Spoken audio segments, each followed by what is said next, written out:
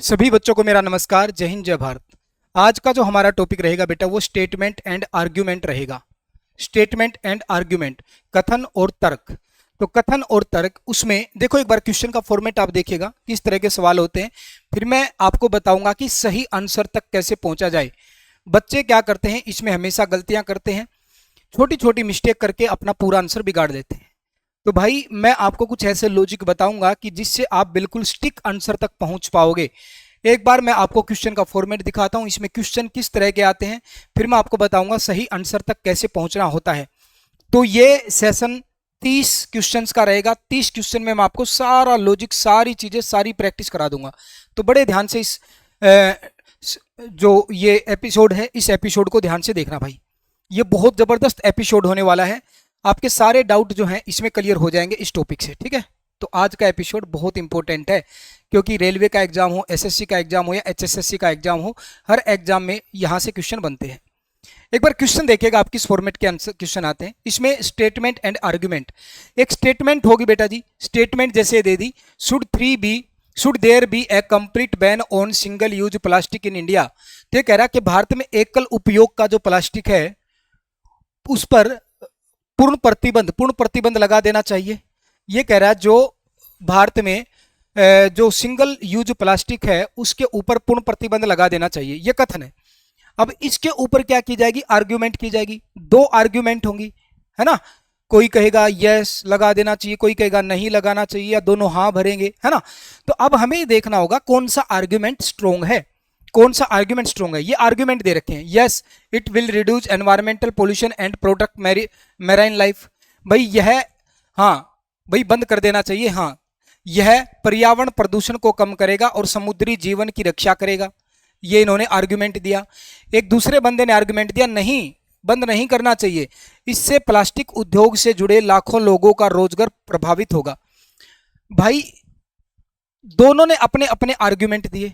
तो फिर आंसर किस प्रकार से देने, हमें ऑप्शन इस प्रकार से आते, केवल तर्क पहला मजबूत है, केवल तर्क दूसरा मजबूत है, या तो पहला या फिर दूसरा मजबूत है, या फिर दोनों ही तर्क मजबूत है। तो किस आंसर को हम चूज करें, इसके लिए आपको बेटा जी इसके लॉजिक समझने चाहिए। आपको लॉजिक समझने पड़ेंगे। इसके लिए आपको लॉजिक क्या है बेटा, ध्यान से सुनो। एक कथन कहा गया, उसके ऊपर आर्ग्यूमेंट करनी है। तो पहली बात तो आपको सिर्फ यस और नो के हिसाब से आंसर नहीं करना, सिर्फ यस और नो के हिसाब से आंसर नहीं करना। आपको देखना है कि किसी ने यस बोला है तो उसके पीछे उसने लॉजिक क्या दिया है, किसी ने नो बोला है तो उसके पीछे लॉजिक क्या दिया है।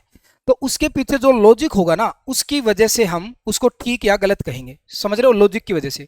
अब लॉजिक कैसा होना चाहिए बेटा, जो स्टेटमेंट है, लॉजिक सिर्फ स्टेटमेंट को लेकर होना चाहिए। ऐसा नहीं कि हम कुछ भी अलग से लॉजिक दे रहे हैं, स्टेटमेंट के इर्द गिर्द बातें रहनी चाहिए आपकी।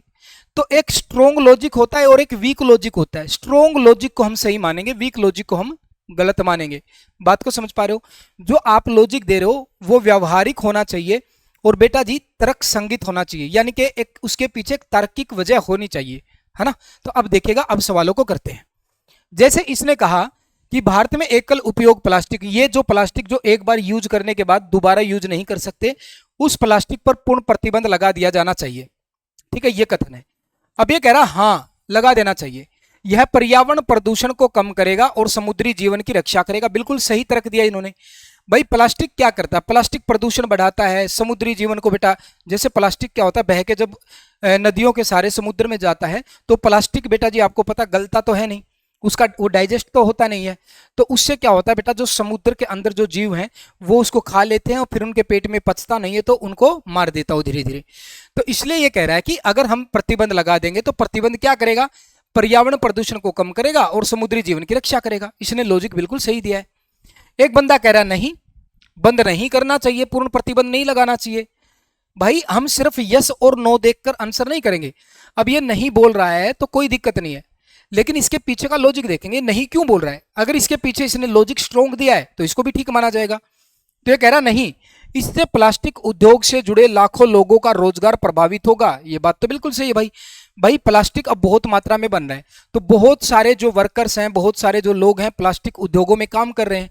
अगर हम प्लास्टिक पर पूर्ण प्रतिबंध लगा देंगे टोटली रोकथाम कर देंगे तो बेटा वहां पर जो लोग काम कर रहे हैं उनकी जीविका पर फर्क पड़ेगा कि नहीं पड़ेगा, तो उनका रोजगार प्रभावित होगा। बात इसने भी सही कही है भाई। तो यहां पर प्यारे बच्चों दोनों के लॉजिक सही है, लॉजिक सही है। कुछ बच्चे पता है क्या करते हैं इस वाले टॉपिक में, सबसे बड़ी गलती ये करते हैं, या तो ठीक वाले को या तो हाँ वाले को ठीक करेंगे या फिर नहीं वाले को ठीक करेंगे। उनका मानना ये होता है कि एक ही बात तो ठीक है, एक बात ठीक नहीं होती। कोई भी चीज होती है बेटा जी, कोई भी चीज होती है तो उसके दोनों पहलू होते हैं, उसके दोनों पहलू होते हैं। अब उन पहलुओं के पीछे लॉजिक मायने रखता है, लॉजिक क्या दिया जा रहा है। जैसे मैं एक एग्जांपल के साथ आपको कहता हूं, मैं आपको एक एग्जांपल देता हूं भाई, बड़े ध्यान से सुनना मेरा एग्जांपल। जो मैं एग्जांपल देने जा रहा हूं उसको बड़े ध्यान से सुनना, आपको सारा किस्सा सारा मामला समझ में आ जाएगा।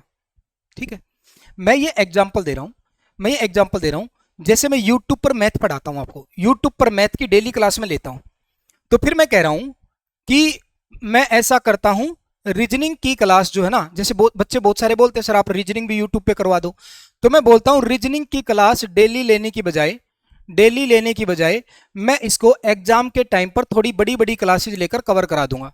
ठीक है, मैंने ऐसा कहा, मेरी स्टेटमेंट है कि रीजनिंग की क्लास डेली लेने की बजाय मैं एग्जाम के टाइम पर थोड़ी लंबी लंबी क्लासेज लेके कवर करा दूंगा। मैंने कथन कहा। अब दो बच्चे हैं, इसके ऊपर तर्क वितर्क कर रहे हैं। एक बच्चा बोला है हाँ इससे सर टाइम बचेगा, अभी हम दूसरे सब्जेक्टों पे अच्छे से फोकस कर पाएंगे, क्योंकि रीजनिंग आसान सब्जेक्ट है तो लास्ट में हम कवर कर लेंगे। भाई उसने हाँ कहा, लॉजिक सही दिया उसने, रीजनिंग थोड़ा सा आसान सब्जेक्ट है और अभी मैं डेली क्लास यूज करूंगा, डेली क्लासेज लूंगा तो थोड़ा सा टाइम भी आपका कंज्यूम होगा, मैं लास्ट में थोड़ी लंबी लंबी क्लासेज लेके कवर करा दूंगा, तो इससे क्या होगा, अभी आपके पास टाइम बचेगा, आप दूसरे सब्जेक्ट पे अच्छे से फोकस कर पाओगे। लॉजिक उसने सही दिया। एक बच्चा बोल रहा नहीं, रीजनिंग की क्लासेज भी अगर अभी से चलती रहेंगी, साथ की साथ में चलती रहेंगी, तो भाई हम अच्छे से लास्ट में रिवीजन कर पाएंगे, सिलेबस हमारा समय से खत्म हो जाएगा और बाद में हम रिवीजन कर पाएंगे। अब लॉजिक इसने भी सही दिया, लॉजिक दोनों के सही हैं, समझ पा रहे हो? तो मैं दोनों को क्या मानूंगा, ठीक। जिसने हाँ कहा था वो भी ठीक हो गया, जिसने नहीं कहा वो भी ठीक हो गया। लॉजिक मैटर करता है, हाँ या ना से मतलब नहीं है भाई, लॉजिक मैटर करता है। लॉजिक सही है तो बेटा दोनों ठीक है, एक का लॉजिक खराब है एक का लॉजिक बढ़िया है, तो जिसका बढ़िया है उसको ठीक मानेंगे हम, है ना। सारा खेल लॉजिक का है। सर प्लास्टिक की जगह कागज का प्रयोग भी हो सकता है। भाई जो देखो आपको पता है कागज का यूज भी हो सकता है, लेकिन कागज जल्दी क्या हो जाता है, गल जाता है। तो बहुत सारी चीजें जो प्लास्टिक के अंदर सेफ रहती हैं वो कागज के अंदर थोड़ी सेफ रहेंगी, लंबे टाइम तक थोड़ी चलेंगी। मान ले जैसे आपके जितने भी ये फास्ट ये मतलब जंक फूड आते हैं जो पैकेट में पैक होके आते हैं, अब ये प्लास्टिक में पैक होके आ रहे हैं तो लंबे टाइम तक सस्टेनेबल है, ये खराब नहीं होता प्लास्टिक। लेकिन अगर आप इसको कागज में पैक करोगे वो जल्दी खराब हो जाएगा, वो आपको ज्यादा जल्दी यूज करना पड़ेगा, उसको लंबे टाइम तक हम नहीं रख सकते, कागज गल जाएगा। ठीक है ना, तो हर चीज का अपना अपना पहलू है। तो यहां पर दोनों ने बेटा क्या दिया, लॉजिक लॉजिक क्या दिया, स्ट्रॉन्ग दिया है। तो इसका आंसर आएगा बेटा ऑप्शन नंबर डी, 1 और 2 दोनों मजबूत है। अब आप बहुत अच्छे से चीजों को समझ पाओगे। यहां पर क्वेश्चन है, क्या भारत में हाई स्पीड बुलेट ट्रेन पर परियोजनाओं को लागू किया जाना चाहिए? क्या कहता, भारत में हाई स्पीड बुलेट ट्रेन परियोजनाओं को लागू किया जाना चाहिए? तो एक कहता कि हां यह यात्रा के समय को अत्यधिक कम करेगा और बुनियादी ढांचे के आधुनिकीकरण में मदद करेगा। बिल्कुल ठीक लॉजिक दिया है भाई। अगर बुलेट ट्रेन आ गई तो बहुत ज्यादा हमारा टाइम कम हो जाएगा, समय को अत्यधिक कम करेगा। जो हमारा समय अब लोकल ट्रेनों में इतना ज्यादा टाइम लगता है वो टाइम बचेगा और बुनियादी ढांचे के आधुनिकीकरण में मदद करेगा। बिल्कुल बुलेट ट्रेनें आएंगी तो बेटा जी आधुनिकीकरण आएगा। ठीक है, इसने लॉजिक सही दिया। अब ये कह रहा नहीं, इसके लिए बहुत भारी पूंजी की आवश्यकता है जिसका उपयोग प्राथमिक शिक्षा और स्वास्थ्य में किया जा सकता है। यहां पर स्वास्थ्य, जिसका उपयोग प्राथमिक शिक्षा और स्वास्थ्य में किया जा सकता है। लॉजिक इसका भी सही भाई। ये कह रहा है इसके लिए बहुत ज्यादा बजट की जरूरत पड़ेगी, बहुत ज्यादा बजट की जरूरत पड़ेगी और उस बजट को हम प्राथमिक शिक्षा और स्वास्थ्य पर यूज कर सकते हैं, क्योंकि आपको पता है प्राथमिक शिक्षा और स्वास्थ्य तो बहुत जरूरी चीजें हैं। तो अगर हम उस बजट का यूज प्राथमिक शिक्षा और स्वास्थ्य को बढ़ावा देने के लिए कर सकते हैं तो ये भी अच्छा लॉजिक है भाई साहब। तो लॉजिक यहां पर भी दोनों के क्या प्यारे बच्चों, ठीक है। तो 1 और 2 दोनों मजबूत है, दोनों के लॉजिक मजबूत है। इसका भी आंसर क्या आएगा, ऑप्शन नंबर डी। ठीक है, अब देखिएगा आगे बढ़ते हैं। क्या 10वीं कक्षा की बोर्ड परीक्षाओं को अनिवार्य किया जाना चाहिए? भाई 10वीं कक्षा में जो बोर्ड परीक्षाएं होती हैं उसको अनिवार्य किया जाना चाहिए क्या? भाई एक बच्चा कहता है हाँ, यह छात्रों में प्रतिस्पर्धात्मक भावना और गंभीर अध्ययन की आदत क्या करेगा, विकसित करेगा। यहां पर विकसित करेगा, ये पता नहीं टाइपिंग में थोड़े एरर हो के, गंभीर अध्ययन की आदत विकसित करता है। ठीक बात है भाई साहब। अगर बोर्ड की परीक्षाएं होती है, बोर्ड की परीक्षा को हम सीरियसली लेते हैं, बोर्ड की जो परीक्षाएं होती हैं उनको सीरियसली लेते हैं, इससे क्या होता है, बच्चों में प्रतिस्पर्धात्मक भावना बढ़ती है, भाई कंपटीशन तो बढ़ता है, और बेटा गंभीर अध्ययन की आदत विकसित होती है। भाई अगर हम बोर्ड की परीक्षाएं होती तो उनको सीरियसली लेते, पढ़ते हैं हम, होता ना 10वीं की क्लास बोर्ड की है, अच्छे से पढ़ाई करना है, +2 की क्लास बोर्ड की है, उसमें अच्छे से पढ़ाई करना है, तो ये लॉजिक इसका सही है। फिर दूसरा कह रहा नहीं, यह कम उम्र के बच्चों पर अत्यधिक मानसिक दबाव पैदा करता है, अत्यधिक मानसिक दबाव पैदा करता। बात ये भी ठीक है, बात ये भी ठीक है। आप मेरी बात को ध्यान से सुनो बेटा, जब परीक्षाओं का बर्डन होता है तो मानसिक दबाव बच्चों के ऊपर पड़ता है, जब परीक्षाओं का दबाव होता है तो बच्चों के ऊपर मानसिक दबाव भी पड़ता है। तो मानसिक दबाव कोई छोटी चीज तो है नहीं, बहुत बड़ी चीज है, तो इसको हल्के में नहीं ले सकते, इसलिए इसने भी लॉजिक सही दिया है। इसीलिए सरकार, आपने देखा होगा बहुत जगह ऐसा कर रही है ना कि बोर्ड की परीक्षाओं को खत्म कर रही है, बोर्ड की परीक्षाओं को खत्म कर रही है, क्योंकि बहुत सारे बच्चों के ऊपर मानसिक दबाव बढ़ता है। जब वो अच्छा नहीं कर पाते तो बहुत जगह सुसाइड के केस देखने को मिलते हैं, बहुत ज्यादा बच्चे डिप्रेशन में जा रहे हैं। तो ये मानसिक दबाव वाली बात को हल्के में नहीं ले सकते। यहां पर भी क्या बेटा, दोनों ही मजबूत है, दोनों ही लॉजिक क्या प्यारे बच्चों मजबूत है। समझ पाए बातों को? अब देखो यहां पर, क्या सार्वजनिक बसों में महिलाओं के लिए, क्या सार्वजनिक बसों में महिलाओं के लिए मुफ्त यात्रा की सुविधा दी जानी चाहिए? यह कह रहा है क्या सार्वजनिक बसों में महिलाओं के लिए मुफ्त यात्रा की सुविधा दी जानी चाहिए? एक बच्चा कह रहा हाँ, इससे महिलाओं की इससे महिलाओं के कार्य बल में भागीदारी और गतिशीलता को बढ़ावा मिलेगा।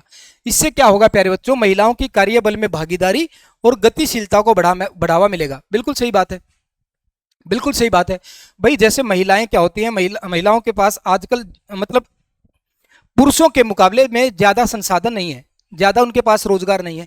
अगर बसों का किराया हम माफ करते हैं उनका, तो उनकी कार्य में भागीदारी बढ़ेगी भाई, और क्या होगा, गतिशीलता को बढ़ावा मिलेगा। ठीक लॉजिक है इसका।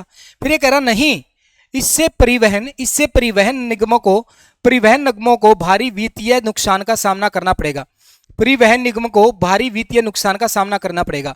भाई साहब बात तो ये भी है, अब महिलाओं का किराया माफ करेंगे तो बहुत सारी महिलाएं फिर जाएंगी, और उससे क्या होगा, परिवहन निगम पर वित्तीय दबाव पड़ेगा। बात इसकी भी सही है। अगर हम कोई चीज को फ्री कर देंगे तो बेटा कब तक फ्री कर देंगे उस चीज को, है ना, उससे दबाव तो पड़ेगा। लॉजिक इसका भी सही है, लॉजिक उसका भी सही था। इसका मतलब 1 और 2 दोनों मजबूत है। यहां पर भी दोनों क्या प्यारे बच्चों मजबूत है। ठीक है, दोनों ही लॉजिक मजबूत है। ध्यान से देखो, बहुत सारे क्वेश्चन आएंगे अभी, हर वैरायटी के क्वेश्चन देखने को मिलेंगे। क्या भारत को थर्मल पावर प्लांट बंद करके केवल नवीकरणीय ऊर्जा कर पर निर्भर होना चाहिए? भाई बहुत ज्यादा टाइपिंग मिस्टेक है। ये कह रहा है क्या भारत को थर्मल पावर प्लांट बंद करके केवल नवीकरणीय ऊर्जा पर निर्भर होना चाहिए? भारत की बात कर रहे हैं। भारत में अभी आपने देखा होगा बहुत सारी जो चीजें हमारी थर्मल पावर पर डिपेंड है, थर्मल पावर पर डिपेंड है भाई बहुत सारी चीजें। ये कह रहा है क्या इसको थर्मल पावर को बंद करके नवीकरणीय ऊर्जा पर निर्भर होना चाहिए? ये कह रहा हाँ, यह कार्बन उत्सर्जन को समाप्त करेगा और जलवायु परिवर्तन से लड़ने में मदद करेगा। यह कह रहा है कि यह कार्बन उत्सर्जन को समाप्त करेगा और जलवायु परिवर्तन से लड़ने में मदद करेगा। ठीक है, नहीं, नवीकरणीय ऊर्जा स्रोत अभी भारत की 24x7 बिजली की पूरी मांग को पूरा करने में सक्षम नहीं है।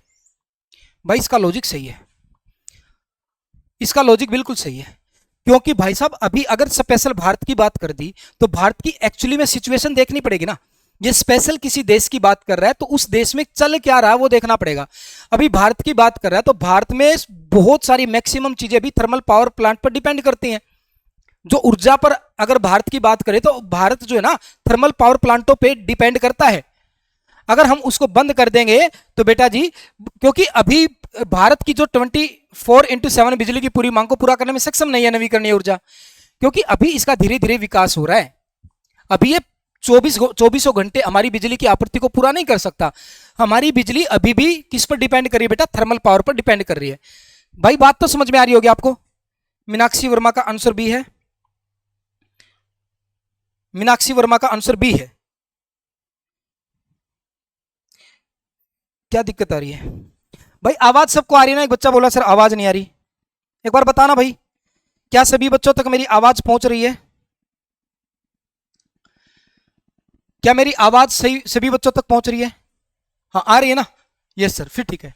भाई आप है ना अपने फोन को एक बार चेक कर लो। देखो यहां पर भाई साहब, क्योंकि इसने एक स्पेशल देश की बात की है, तो यहां पर हम एक्चुअली सिचुएशन देखेंगे, ऐसे नहीं कि कुछ भी बड़ाई मार देंगे।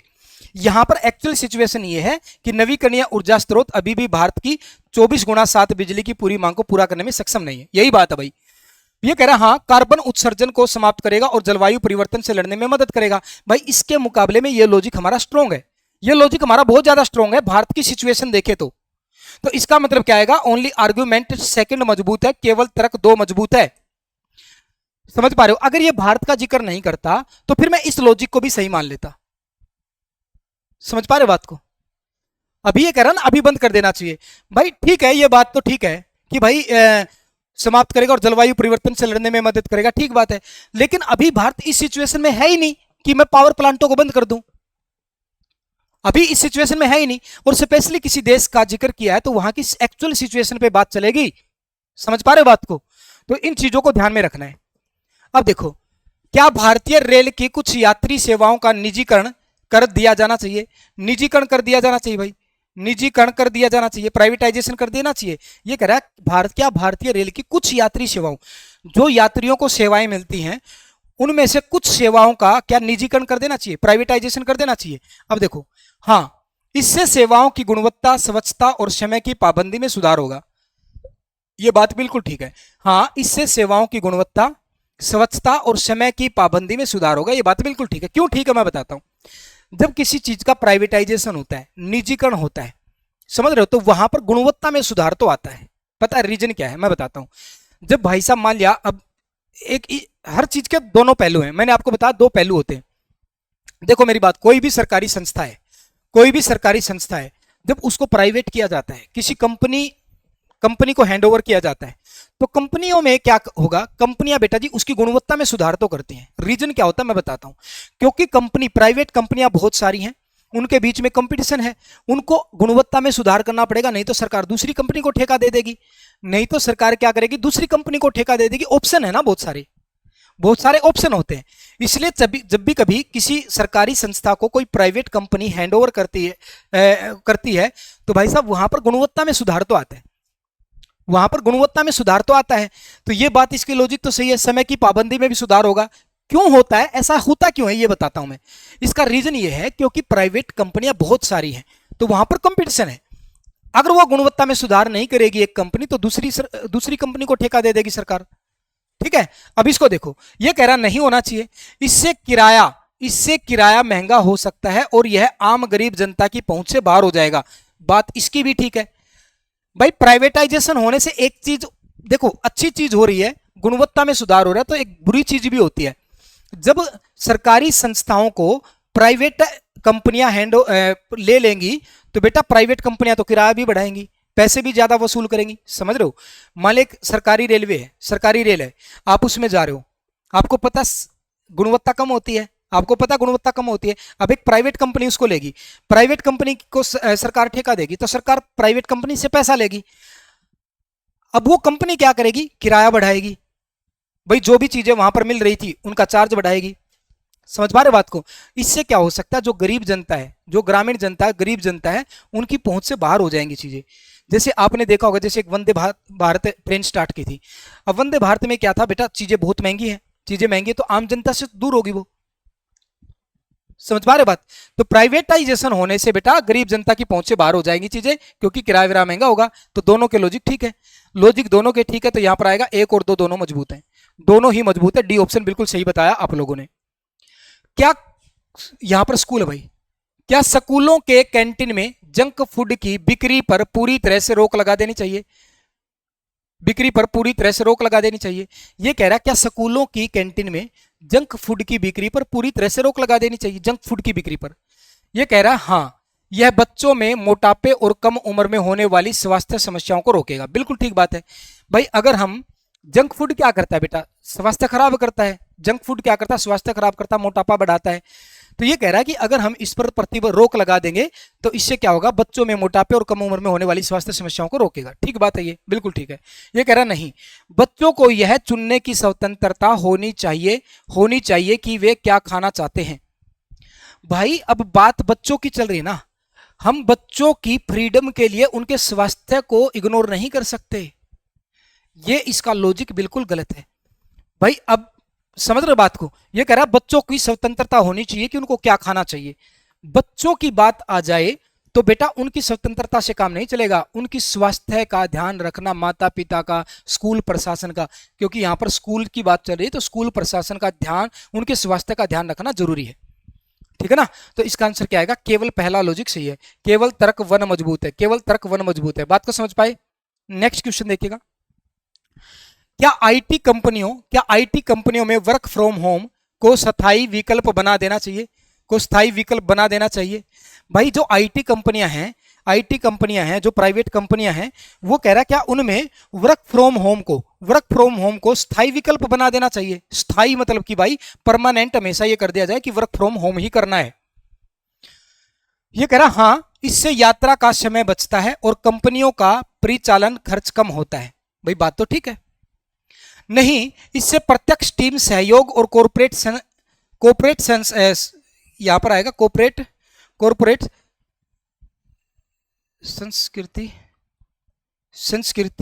संस्कृति पर नकारात्मक प्रभाव पड़ता है। बात इसकी भी सही है। बताओ भाई आंसर क्या आना चाहिए। कुसुम, मीनाक्षी, इस सवाल का आंसर बताओ। पहले सवाल का तो बिल्कुल ठीक है, ए आंसर आएगा, कोई डाउट नहीं है। इस सवाल का आप लोग मुझे आंसर बताएं भाई। बात यहां पर दोनों ही ठीक है। बात यहां पर प्यारे बच्चों क्या है, दोनों ही ठीक है। देखो इसने जो कहा, क्योंकि अगर हम वर्क फ्रॉम होम करते हैं तो इससे यात्रा का समय बचता है। ठीक बात है सर।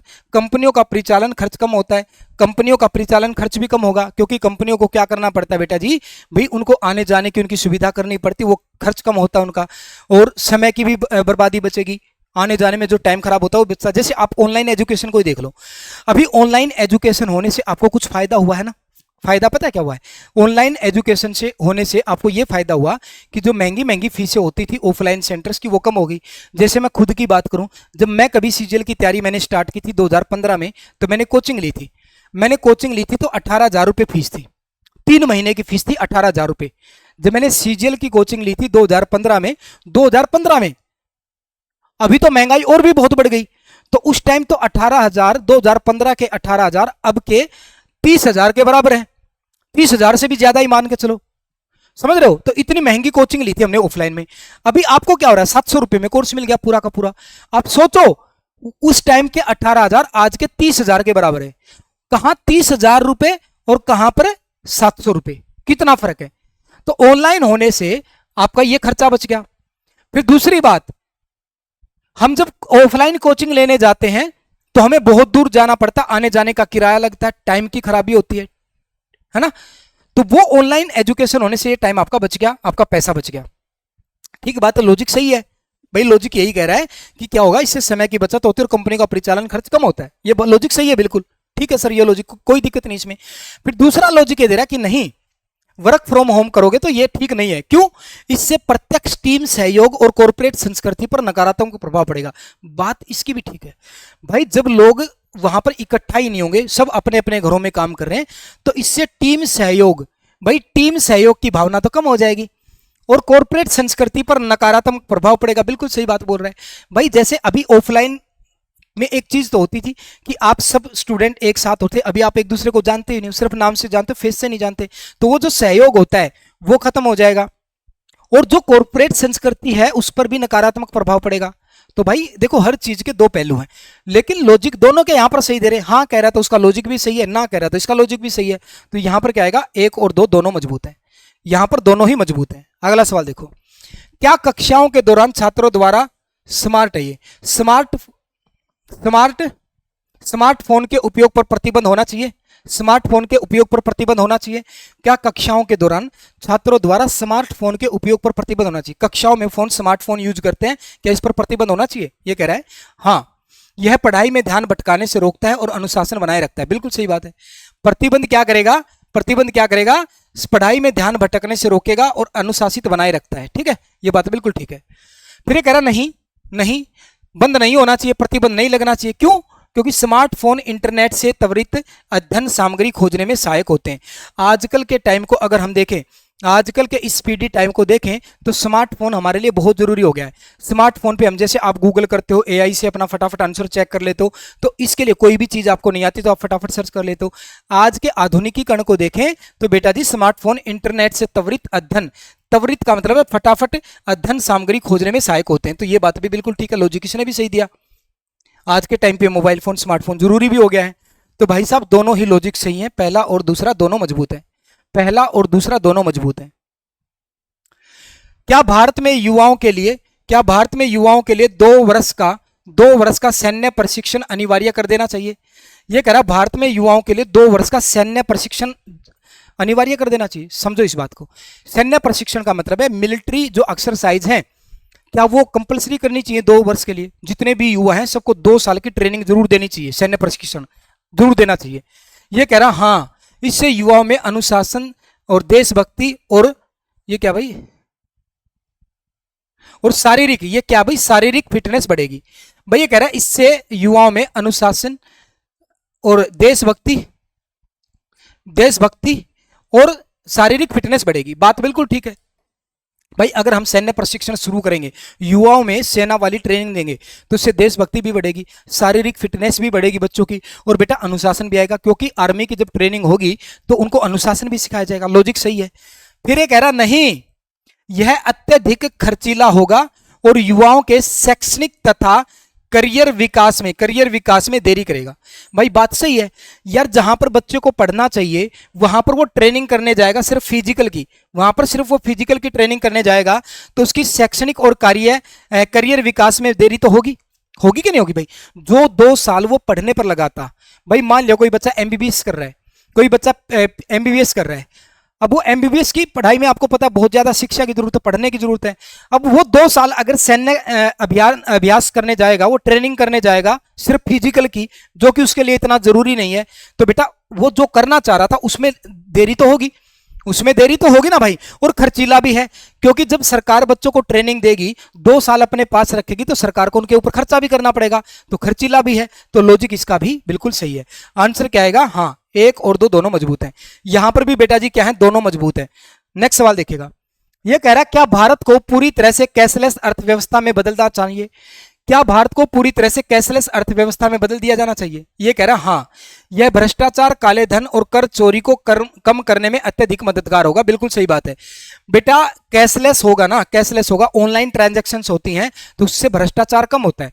ऑनलाइन ट्रांजैक्शन से क्या होता है? भ्रष्टाचार कम होता है। भाई तुमने किसी को कैश दे दिया, अब उसका प्रूफ क्या है? तुमने कैश दे दिया भाई साहब, उसका प्रूफ भी तो नहीं है ना भाई, तो भ्रष्टाचार बढ़ता है। और कैश में ज्यादा भ्रष्टाचार होता है, आप लोगों को पता है। ऑनलाइन में भ्रष्टाचार कम होता है, क्योंकि आपके पास एक रिकॉर्ड रहता है ट्रांजैक्शन का, है ना। कोई मान लिया रिश्वत ले रहा है, कोई बंदा रिश्वत ले रहा है, तो रिश्वत है ना कभी भी ऑनलाइन नहीं लेगा, वो क्या करेगा? कैश में लेगा, क्योंकि उसको पता है कभी भी सरकार का छापा पड़ा तो ऑनलाइन ट्रांजैक्शन दिख जाएगी, इस बंदे के पास 1 करोड़ रुपए आए हैं, तो पूछताछ होगी कहां से आए। लेकिन अगर कैश जाएगा तो उसका कोई रिकॉर्ड नहीं है, उसको कहीं पर भी छुपा सकता वो, ठीक है ना, लेकिन ऑनलाइन ट्रांजैक्शन को नहीं छुपा सकता।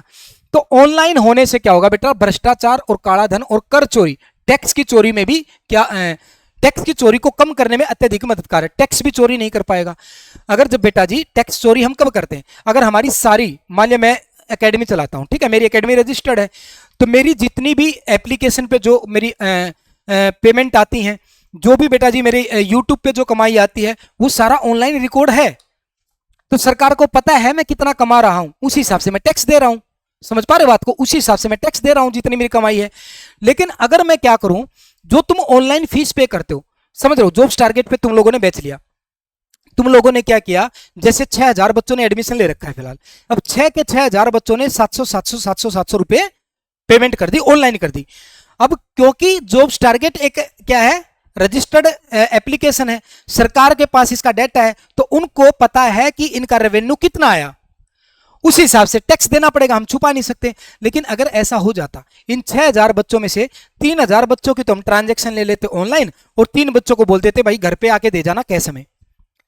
अब सरकार को ये थोड़े पता है इनको ये भाई कैश दे के गए हैं, समझ पा रहे बात को? उनको तो ट्रांजैक्शन उतनी दिखेगी ना 3000 बच्चों की, बाकी 3000 को हम वेलफेयर में दिखा देंगे, हमने फ्री में एडमिशन कर दिया सर, गरीब बच्चे थे, समझ रहे बात को? तो 3000 का ही टैक्स लगेगा फिर। तो ऑफ कैश में ज्यादा भ्रष्टाचार बढ़ता है, ऑनलाइन में नहीं बढ़ता। तो इसने बिल्कुल सही बात कही, हम टैक्स चोरी भी नहीं कर पाएंगे। अब देखो नहीं, ये कह रहा नहीं वो कैशलेस नहीं होना चाहिए, सारी ऑनलाइन ट्रांजैक्शन नहीं होनी चाहिए, ये कह रहा है क्यों? क्योंकि देश की एक बड़ी ग्रामीण आबादी अभी भी डिजिटल रूप से साक्षर नहीं है और उनके पास इंटरनेट की पहुंच भी सीमित है। पहुंच भी क्या बेटा जी? सीमित है। बात इसने भी सही कही, अगर हम टोटली कैशलेस कर देंगे, सारा काम ऑनलाइन करेंगे, तो भाई साहब गांव में बहुत सारे लोग ऐसे हैं जहां पर अभी भी इंटरनेट की कमी है और उनको डिजिटल रूप से साक्षर भी नहीं, मतलब उनको फोन ही नहीं चलाना आता। तो इसलिए ये कह रहा है कि नहीं, अभी एकदम से कैशलेस अर्थव्यवस्था नहीं करनी चाहिए। तो लॉजिक इसका भी ठीक है, आंसर आएगा स्ट्रॉन्ग लॉजिक। समझ पा रहे मेरी बात को? बिल्कुल राइट है। अगला सवाल देखिएगा, क्या ऑनलाइन शिक्षा भविष्य में पारंपरिक क्लासरूम शिक्षा की पूरी तरह से जगह ले सकती है? ये कह रहा है जो ऑनलाइन एजुकेशन है, क्या ये भविष्य में पारंपरिक क्लासरूम शिक्षा की पूरी तरह से, जो भाई क्लासों में बैठ के हम पढ़ते थे, क्या ये ऑनलाइन एजुकेशन भविष्य में उसको पूरा ओवरटेक कर लेगी, कंप्लीटली ओवरटेक कर लेगी क्या ऑनलाइन शिक्षा? ये कह रहा है हाँ, यह सुलभ है, समय बचाती है और छात्र दुनिया भर के सर्वश्रेष्ठ शिक्षकों से सीख सकते हैं। भाई ये कह रहा है कि भाई हाँ, क्योंकि ऑनलाइन एजुकेशन क्या बेटा? सस्ती है, समय बचाती है और छात्र दुनिया भर के सर्वश्रेष्ठ शिक्षकों से सीख सकते हैं ऑनलाइन। ठीक है, आज आप ऑनलाइन पढ़ रहे हो, आप कहां पर हो? मान ली कोई बच्चा हिसार से है, मैं बहादुरगढ़ में पढ़ा रहा हूं, तो उसको बहादुरगढ़ आने की जरूरत नहीं है, वो यहां से वहीं पर बैठा बैठा मेरे से पढ़ सकता है। आप किसी ऐसे टीचर से पढ़ना चाहते हो जो तमिलनाडु का बेस्ट टीचर है, तो आप ऑनलाइन तो उससे पढ़ सकते हो वहां पर बैठे बैठे भी। बात तो ठीक है, लेकिन बात यहां पर कह रहा है बेटा जी, शिक्षा को पूरी तरह से जगह ले सकती है क्या? पूरी तरह से जगह तो नहीं ले सकती भाई, पूरी तरह से जगह तो नहीं ले सकती। इस बात को समझ रहे हो? पूरी तरह से जगह तो नहीं ले सकती ऑनलाइन शिक्षा, ऑफलाइन को बिल्कुल ही बंद तो नहीं करवा सकती, समझ रहे हो? क्योंकि मैं बताता हूं क्या है, शिक्षा ठीक है भाई साहब, सस्ती है, सारी चीजें हैं, लेकिन जैसे पूरी शिक्षा की बात करें ऑनलाइन सभी एजुकेशन की, तो ऐसे भी कोर्सेज है बेटा जी जिनमें प्रैक्टिकल चीजें करनी होती हैं। तो ऑनलाइन बैठे बैठे कैसे करोगे भाई? जब तक आप स्कूल में नहीं जाओगे, लेबोरेटरी में नहीं बैठोगे, तो वहां पर प्रैक्टिकल चीजें कर नहीं पाओगे आप लोग।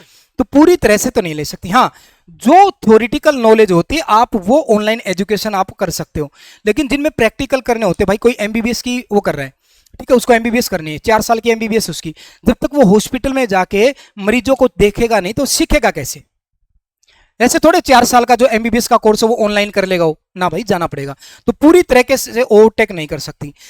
हाँ, नहीं, सामाजिक कौशल, सहकर्मी सहभागिता और व्यवहारिक प्रयोगशाला ऑनलाइन संभव नहीं। बिल्कुल सही बात बोली। देखो उसने कहा जो सामाजिक कौशल है, जो सहकर्मी सहभागिता है और व्यवहारिक प्रयोगशाला है, वो ऑनलाइन संभव नहीं है। बात सही है भाई, जो हम प्रैक्टिकली चीजों को करेंगे, जो हमारे अंदर समन्वय होना चाहिए, एक टीम के रूप में काम करने का समन्वय होना चाहिए, वो नहीं बन पाएगा भाई साहब।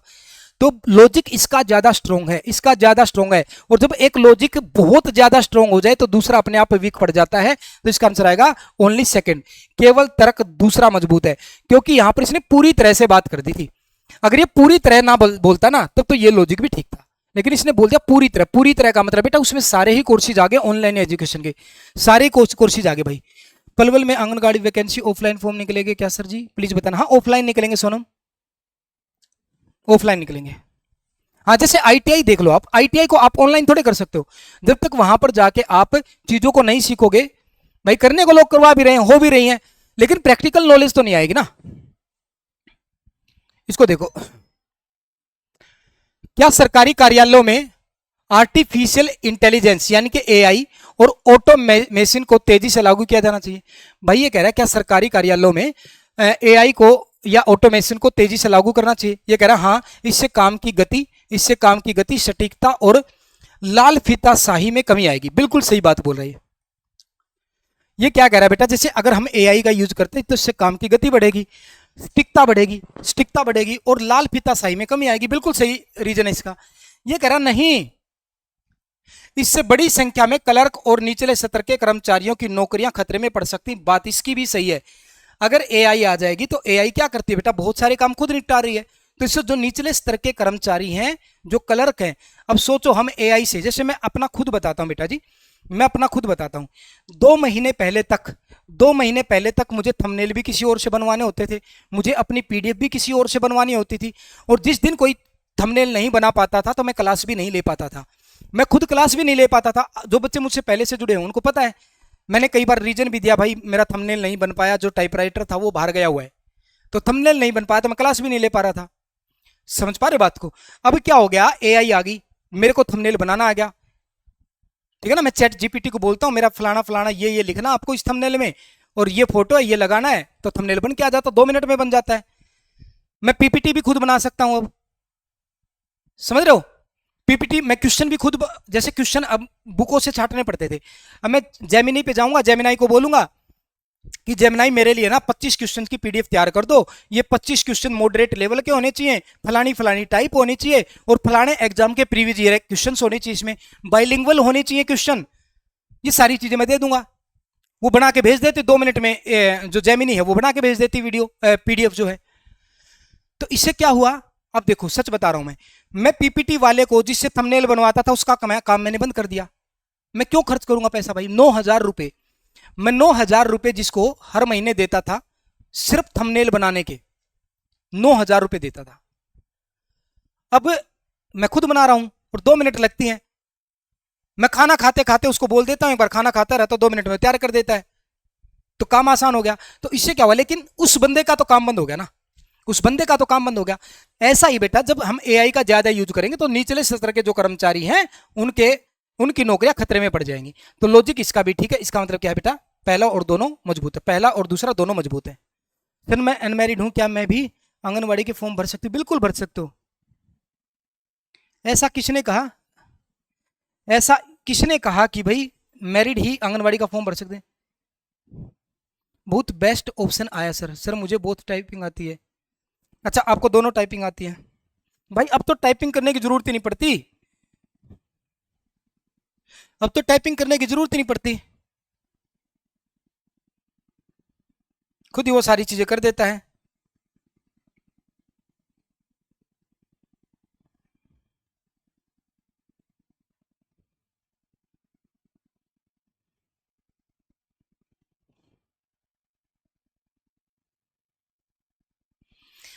एक बच्चा बोला सर ये रेड टेपिज्म क्या होता है? रेड टेपिज्म पता है क्या था? रेड टेपिज्म लाल फीता सही ऐसी चीजें होती हैं, जैसे सरकार क्या करती है, कई सरकार के ऐसे डिसीजन होते हैं जिससे चीजों में देरी होती है, ऐसे रूल्स होते हैं जिससे कोई भी काम करने में बहुत ज्यादा देरी होती है।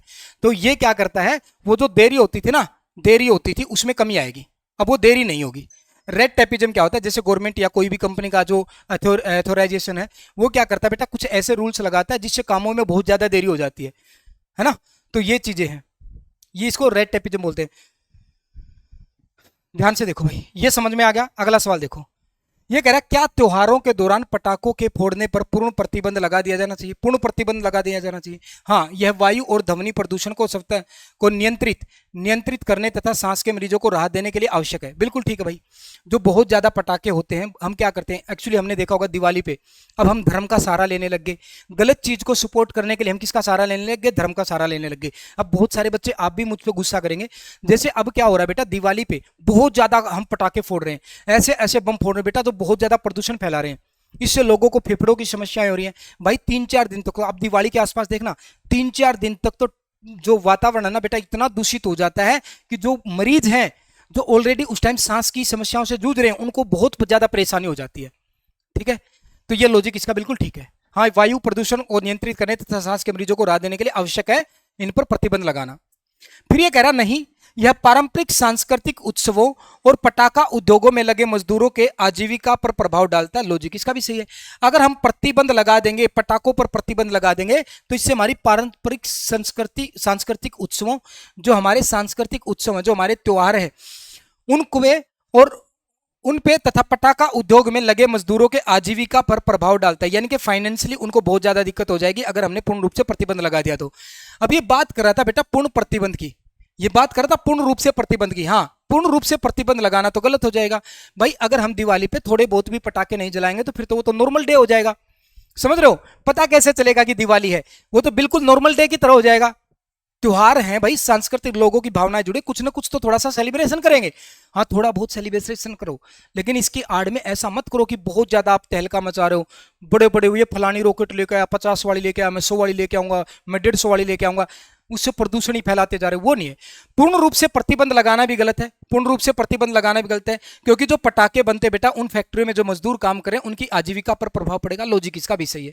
तो यहां पर भी क्या आएगा, फर्स्ट और सेकंड दोनों मजबूत है, फर्स्ट और सेकंड दोनों मजबूत है। आगे देखिएगा, हाँ ये देखिएगा, क्या उच्च शिक्षा में सरकारी सब्सिडी को कम कर देना चाहिए, सरकारी सब्सिडी को कम कर देना चाहिए। उच्च शिक्षा में जो हायर एजुकेशन होती है बेटा उसमें सरकारी सब्सिडी को कम कर देना चाहिए।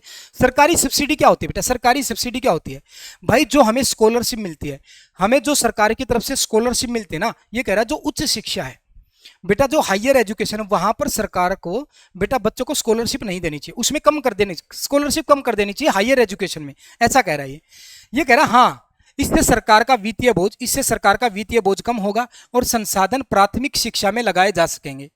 फिर ये कह रहा नहीं, इससे गरीब और मेधावी छात्र उच्च शिक्षा प्राप्त करने में से वंचित रह जाएंगे। बताओ भाई साहब, सर आप बहुत अच्छा पढ़ाते हो, पहले मुझे मैथ रीजनिंग से डर लगता था, अब नहीं लगता। थैंक यू रूबी, बिल्कुल एक एक चीज को अच्छे से एक्सप्लेन करके पढ़ेंगे भाई। जल्दी से मुझे बताओ इस सवाल का जवाब क्या होगा, बताइए भाई। ऑप्शन बता रहे हैं बच्चे, डी ऑप्शन बता रहे हैं भाई साहब। सुनो मेरी बात को ध्यान से सुनो।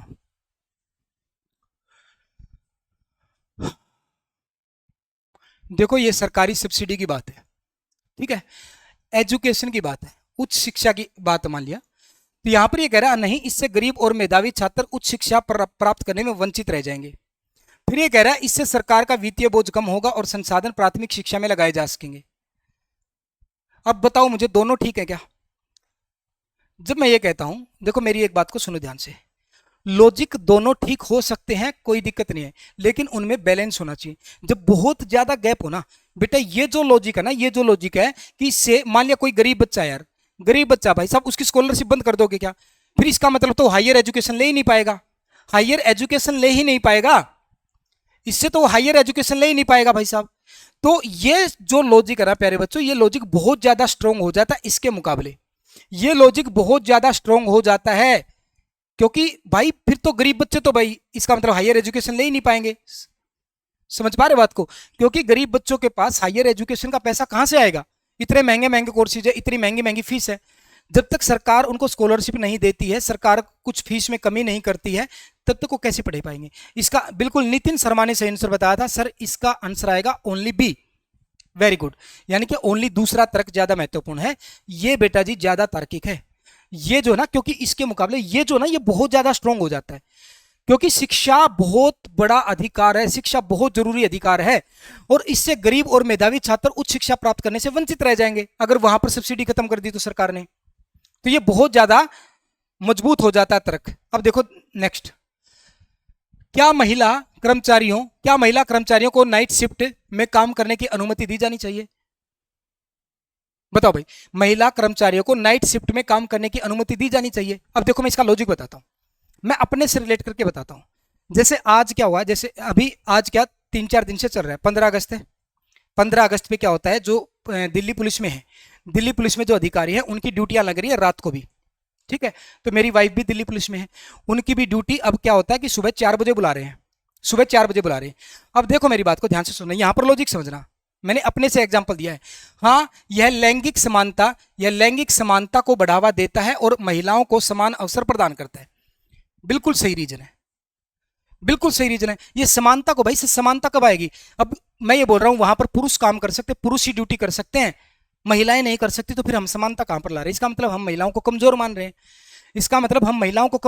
हैं, तो लॉजिक ये सही है भाई।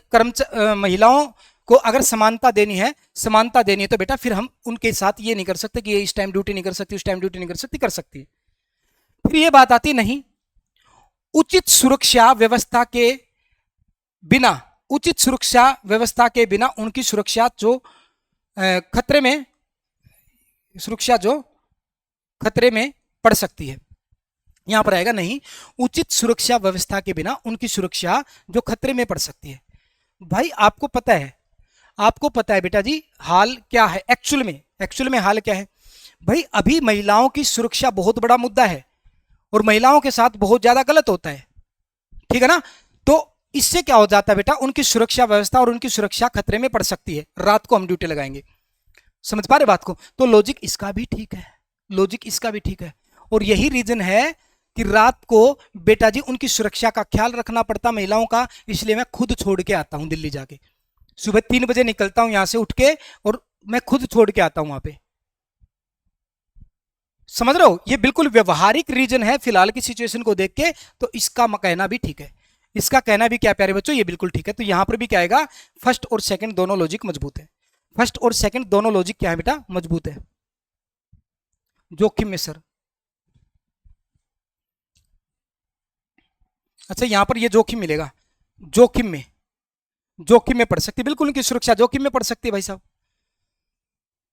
अब देखिएगा नेक्स्ट सवाल देखिएगा, यहां पर देखो, क्या भारत में सभी प्रकार की वस्तुओं और सेवाओं पर केवल एक ही टैक्स दर होनी चाहिए। ये कह रहा है जितनी भी वस्तुएं और सेवाएं हैं सब पर एक ही समान टैक्स दर होनी चाहिए, समान रेट से टैक्स होना चाहिए। ये कह रहा हाँ, इससे टैक्स ढांचा बेहद सरल और पारदर्शी हो जाएगा। नहीं, आवश्यक वस्तुओं और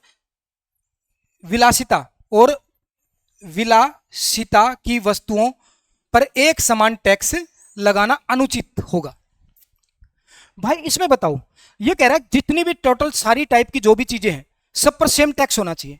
ये कह रहा सब पर सेम टैक्स होना चाहिए। ये कह रहा हाँ, इससे टैक्स ढांचा बेहद सरल और पारदर्शी हो जाएगा।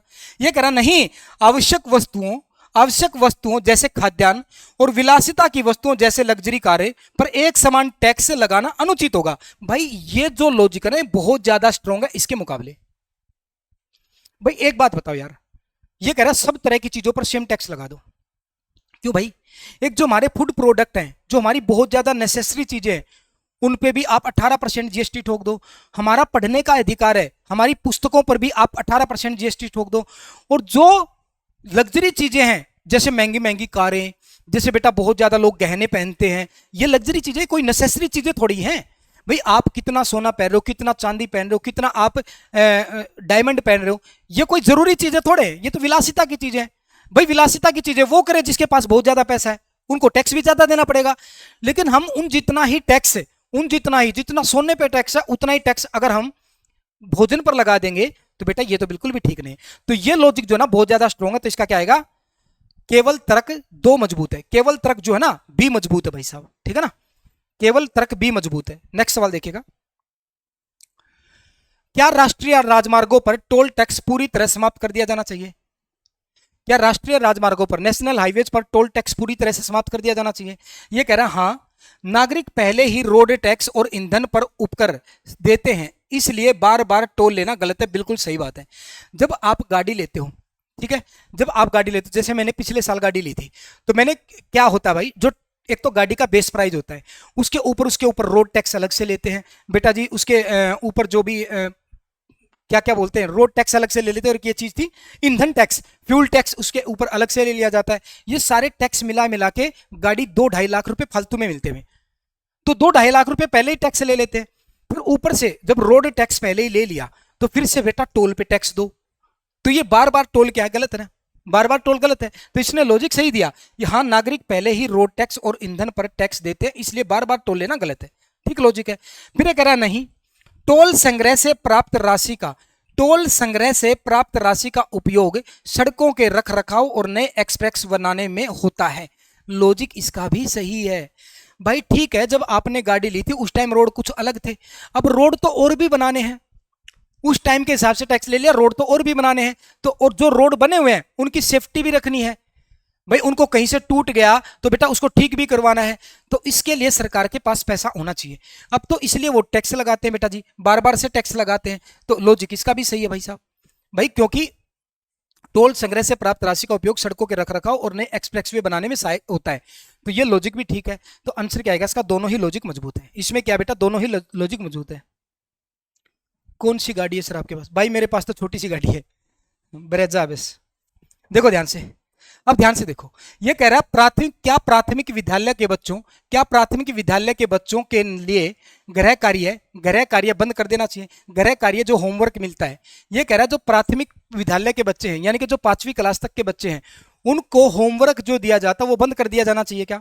ये कह रहा है यस, हाँ। इससे बच्चों को खेलकूद, रचनात्मक और मानसिक ताजगी के लिए पर्याप्त समय मिलेगा। बिल्कुल सही बात है भाई। होमवर्क अगर बच्चों को नहीं मिलेगा तो स्कूल में पढ़ के आ गए, उसके बाद बाकी जो टाइम बच गया उसमें वो बेचा खेल कूद सकते हैं, रचनात्मक और मानसिक ताजगी के लिए पर्याप्त समय होगा उनके पास। लॉजिक सही है, क्योंकि छोटे बच्चे हैं तो उनको खेलकूद के भी लिए टाइम चाहिए बेटा जी, कुछ अच्छी रचनात्मक चीजें सीखने के लिए भी टाइम चाहिए, मानसिक ताजगी के लिए भी समय चाहिए।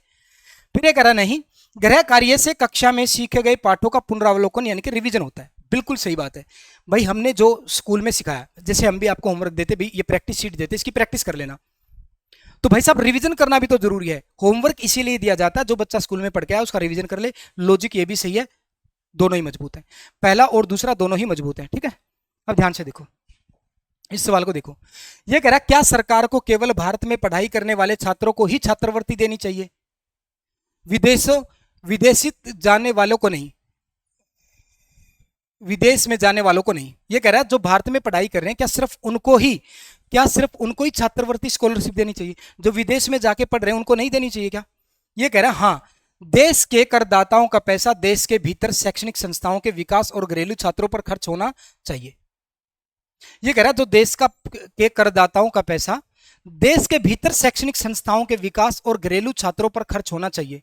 फिर ये कह रहा नहीं, विदेशों में पढ़ने वाले मेधावी छात्र वैश्विक ज्ञान और तकनीक की सीख कर वापस देश की सेवा कर सकते हैं,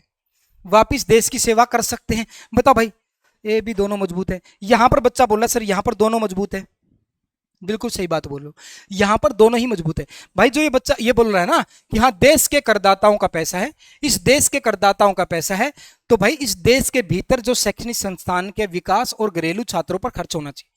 लॉजिक सही है भाई साहब, लेकिन लॉजिक इसका भी सही है, जो विदेश में जो बच्चे मेधावी बच्चे हैं, जो इंटेलिजेंट बच्चे विदेशों में पढ़कर आएंगे, वो वैश्विक ज्ञान और तकनीकी सीखकर वापस देश की सेवा कर सकते हैं। तो लॉजिक इसका भी ठीक है, तो दोनों ही ठीक है, यहां पर फर्स्ट और सेकंड दोनों मजबूत है, ऑप्शन नंबर डी। नेक्स्ट देखो, क्या चुनाव में इलेक्ट्रॉनिक वोटिंग मशीन यानी कि ईवीएम को हटाकर पुनः बैलेट पेपर शुरू किया जाना चाहिए? भाई जैसे अभी वोटिंग किससे होती है? ईवीएम से होती है, इसको हटाकर बैलेट पेपर शुरू किया जाना चाहिए। यह कह रहा है हाँ, बैलेट पेपर से मतदाताओं का चुनावी प्रक्रिया में विश्वास और पारदर्शिता बढ़ेगी। फिर यह कह रहा नहीं, ईवीएम से मतगणना तेजी से होती है, कागज की भारी बचत होती है और बूथ कैप्चरिंग रुकती है। भाई ये लॉजिक ज्यादा स्ट्रोंग है, देखो ये लॉजिक बहुत ज्यादा स्ट्रोंग हो गया। ईवीएम से जो मतगणना करते हैं, ईवीएम से जो हम वोटिंग करते हैं, उसमें ना किसी कागज की जरूरत ना किसी और चीज की जरूरत। अच्छा बूथ कैप्चरिंग की भी भाई, वो जैसे हम सरपंची के चुनाव लड़ते हैं, गांव में क्या होता है, बूथ कैप्चर कर लिया जाता है। जो मजबूत पक्ष होता है ना, वहां पर लड़ाई झगड़े होते हैं ना, वो बूथ को कैप्चर कर लेते हैं। भाई ना फलाना सरपंच की कालू की ये वोट गिरनी है, भाई कालू की वोट गिरनी, नू खड़े रहेंगे। ये गरीब आदमी डरता क्या करेगा? ये मान लो सोचो, दो लोग खड़े हैं सरपंच के चुनाव में, दो लोग सरपंच के चुनाव में खड़े हैं, ठीक है। अब एक गरीब आदमी वोट डालने जाता है, उन दो लोगों में से एक ज्यादा भाई साहब गुंडागर्दी वाले इंसान है वो, अब वो उड़े खड़े रहेंगे, मैं उड़े खड़े रहा कर नू देखेंगे हाँ किसकी वोट गिरे है। अब वो पर्ची तो वोट गिड़या करदा तो बेरा पट्टा रहा किसकी वोट गिरे है। अच्छा सांझ न पौवा पूछाया हमने और वोट गिरे तू फलाना का, समझ रहे हो बात को? तो वहां पर उससे क्या होता है, बूथ कैप्चरिंग का डर रहता है। लेकिन ईवीएम में क्या होता है कि वो एक मशीन होती है, उसमें एक बटन दबाना होता है, वहां पर वो मतलब पूरा कवर होता है, थोड़ा सा किसका बटन दबा के आए किसी को नहीं पता। तो इससे क्या होता है बेटा जी, मतगणना भी तेजी से हो जाती है, मशीन में फटाफट वोट काउंट हो जाते हैं, तो न गणे जाओ पर्चियां ने, मतगणना तेजी से होती है, कागज की भारी बचत होती है और बूथ कैप्चरिंग रुकती है। तो ये जो लॉजिक है ना, ये टेक्नोलॉजी है बेटा, एक ईवीएम टेक्नोलॉजी लेकर आए और उसका बहुत बड़ा एक योगदान है, तो ये बहुत ज्यादा स्ट्रोंग हो जाता है इसके मुकाबले। तो यहां पर आएगा केवल तर्क सेकंड मजबूत है, केवल तर्क सेकंड मजबूत है, केवल तर्क सेकंड मजबूत है, ठीक है। नेक्स्ट सवाल देखो, क्या भारत में बड़े और अमीर किसानों पर कृषि आयकर लगाया जाना चाहिए? ये कह रहा हाँ, इससे सरकारी राजस्व बढ़ेगा और कर चोरी करने वाले काले धन को कृषि में छुपा नहीं सकते, कृषि में छुपा नहीं सकते। बिल्कुल सही लॉजिक है भाई। ये कह रहा है जो बड़े अमीर किसान है, जो बड़े और अमीर किसान है, जिनके पास बहुत ज्यादा जमीन है, अमीर किसान है, ये कह रहा है आयकर यानी कि एग्रीकल्चर इनकम टैक्स लगाया जाना चाहिए उनके ऊपर। भाई जब टैक्स ये सब बहुत होता गांवों में, वही तो मैं कह रहा हूं। देखो ये कह रहा है जो बहुत ज्यादा अमीर किसान है उनके ऊपर टैक्स लगाना चाहिए, एग्रीकल्चर टैक्स भाई लगाना चाहिए।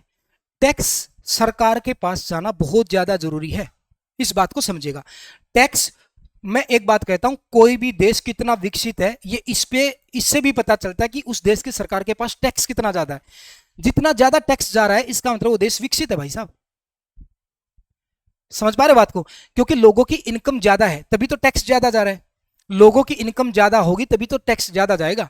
अब अगर कोई किसान है वो अमीर है तो एग्रीकल्चर टैक्स लगाना चाहिए ये बोल रहा है। इसे कह रहा है कि हाँ इससे सरकारी राजस्व बढ़ेगा, और सरकारी राजस्व बढ़ेगा तभी तो सरकारी काम होंगे। सरकारी राजस्व बढ़ेगा और कर चोरी करने वाले काले धन को कृषि में छुपा नहीं पाएंगे। ये बहुत अच्छी लाइन कही, कर चोरी करने वाले यानी कि जो टैक्स की चोरी करते हैं। अब एक बात बताओ, मान लें हमने एग्रीकल्चर में टैक्स नहीं लगाया, हमने एग्रीकल्चर पे टैक्स नहीं लगाया, तो भाई साहब चोरी करने वाले, जो टैक्स की चोरी करने वाले सारा ये दिखा देंगे हमारी तो इनकम एग्रीकल्चर से ही आ रही है। भाई भले ही किले 50 है, किसी के 50 किले, लेकिन वो साइड में और भी बहुत ज्यादा धंधे कर रहा है, लेकिन वहां से कमाई नहीं दिखाएगा। वो कमाई दिखाएगा कहां से? एग्रीकल्चर से आ रही है हमारी कमाई, तो इस पे टैक्स नहीं लग रहा, तो उनके लिए टैक्स चोरी करना आसान हो जाएगा। लेकिन अगर हम एग्रीकल्चर पे टैक्स लगा देंगे तो फिर कर चोरी करने वाले धन को कृषि में छुपा नहीं पाएंगे। लॉजिक इसने सही दिया है, लॉजिक सही है। अभी अच्छा बुरा क्या है, लॉजिक सही है। होना चाहिए नहीं होना चाहिए वो अलग चीज है, पर इसने लॉजिक सही बताया। ये कह रहा नहीं, कृषि मौसम पर निर्भर और अनिश्चित व्यवसाय है, इस पर टैक्स लगाना किसानों को हतोत्साहित करेगा। भाई सही बात है भाई, कृषि क्या है बेटा? मौसम पर निर्भर है। भाई एक बात बताओ यार, एक बंदे के 50 किले हैं, एक बंदे के 50 किले हैं, ठीक है भाई। अब 50 किले नू तो है कोनी, एक अमेरिका में है, एक बांग्लादेश में, एक फलानी जगह है। ये 50 किले लगभग आसपास ही होते हैं, आसपास ही होते हैं भाई साहब, है ना। वहां पर आगे बहुत तेज बारिश मूसलाधार, उसकी तो 50 के 50 किले की फसल खराब होगी भाई, उसकी तो 50 के 50 किले की फसल खराब हो जाएगी ना। समझ पा रहे मेरी बात को? तो भाई साहब क्या हो रहा है कि, और कृषि जो है ना मौसम पर आधारित है, कृषि मौसम पर निर्भर और अनिश्चित व्यवसाय है, इस पर टैक्स लगाना किसानों को हतोत्साहित करेगा। बिल्कुल ठीक बात है।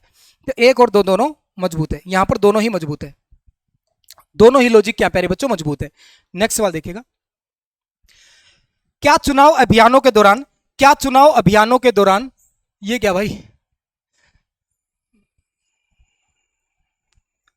अच्छा शारीरिक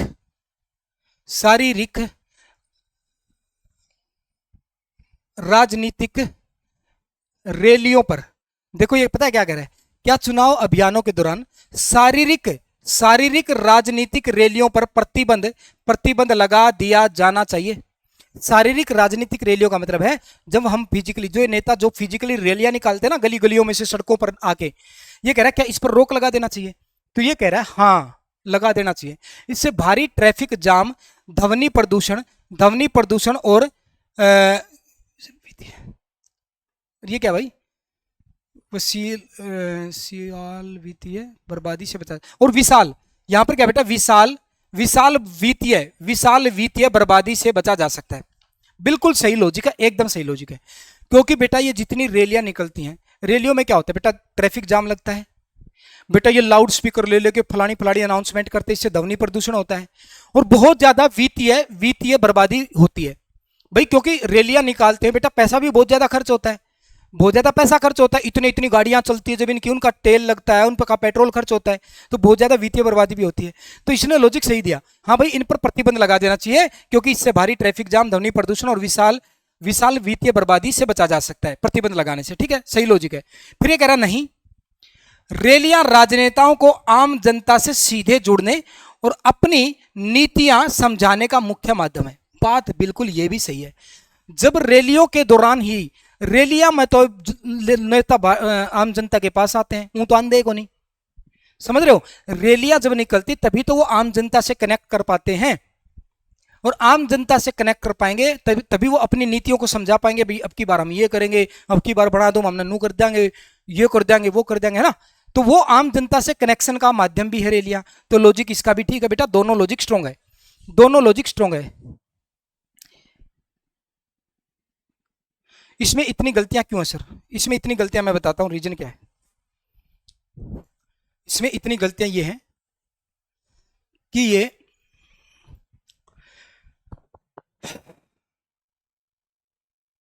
चेक नहीं की बनाने के बाद। ये जो जगह जगह ये ई की मात्रा खा रखी है ना, इसकी वजह से गलतियां हैं। ई की मात्रा जो है वो एआई ने खा ली, ई की मात्रा एआई ने खा ली। अगर ये ध्यान दिया जाता इस पर ध्यान दिया जाता, बाद में चेक कर ली जाती अच्छे से, तो ये नहीं होता। और ऐसा क्यों होता मैं बताता हूँ। जब एआई से हम बनवाते हैं तो वो किस में बनाती है, पीपीटी फॉर्म में बनाता है, और हमें चाहिए पीडीएफ फॉर्म में। पीपीटी से जब पीडीएफ फॉर्म में कन्वर्ट करते हैं ना, कन्वर्ट करते टाइम कुछ मिस्टेक होती है। ये जो बच्चा टेक्निकल काम जानता है उसको पता होगा। तो उस टाइम ध्यान से मैं खुद इसको चेक नहीं कर पाया, क्योंकि हर रोज ठीक हो रहा था, हर रोज ठीक बन रही थी, तो आज मैंने चेक भी नहीं किया और आज ही गलती हो गई।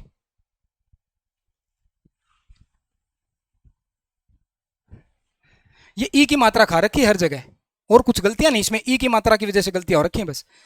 ई की मात्रा आप लगा लेंगे यार, क्या दिक्कत है। देखो भाई, क्या सरकारी कर्मचारियों, देखो कर्मचारियों, ई की मात्रा खा रखी है, क्या सरकारी कर्मचारियों की सेवानिवृत्ति की आयु 60 से घटाकर 55 कर दी जानी चाहिए। ये जो सरकारी कर्मचारियों की रिटायरमेंट होती है, जो रिटायरमेंट होती है वो 60 की एज में होती है बेटी, 60 साल की एज में होती है। ये कह रहा है कि 60 साल की एज को घटा के 55 साल कर देना चाहिए, ये कह रहा है ऐसा। फिर तर्क है, हाँ इससे बेरोजगार युवाओं के लिए नए रोजगार के अवसर तेजी से पैदा होंगे। बिल्कुल सही बात है भाई, रिटायरमेंट जल्दी जल्दी होंगे जब तो नए लोग लागेंगे, नए युवा लागेंगे, समझ रहे हो। अगर कोई रिटायरमेंट ही नहीं होगा, डिपार्टमेंट खाली ही नहीं होगा, तो नए युवाओं को रोजगार कैसे मिलेगा। तो अगर मैं 60 साल से 55 साल कर देता हूं रिटायरमेंट की एज, तो जल्दी जल्दी रिटायरमेंट होंगे, तो जल्दी जल्दी नए युवाओं को मौका मिलेगा। तो लॉजिक सही है भाई साहब, इसमें क्या बुराई है, लॉजिक सही है। फिर ये कह रहा नहीं, इससे अनुभवी कर्मचारियों का ज्ञान और विशेषता और विशेषज्ञता समय से पहले खत्म हो जाएगी। बात ये भी सही है, बात ये भी सही भाई। जो बंदा 55-60 साल का हो जाता है, उसको काम करते हुए डिपार्टमेंट में इतना टाइम हो गया, तो उसके पास उस डिपार्टमेंट की नॉलेज है, उस डिपार्टमेंट के काम करने का तरीका उसको सारा पता है। तो अगर हम उनको उस टाइम, जब उनको नॉलेज हुई है, उस टाइम जल्दी रिटायरमेंट दे देंगे, तो भाई साहब क्या होगा, अनुभवी कर्मचारियों का ज्ञान और विशेषज्ञता समय से पहले खत्म हो जाएगी भाई साहब। तो ये भी लॉजिक सही है। तो पहला और दूसरा दोनों मजबूत पक्ष है, पहला और दूसरा दोनों मजबूत है। नेक्स्ट सवाल देखिएगा।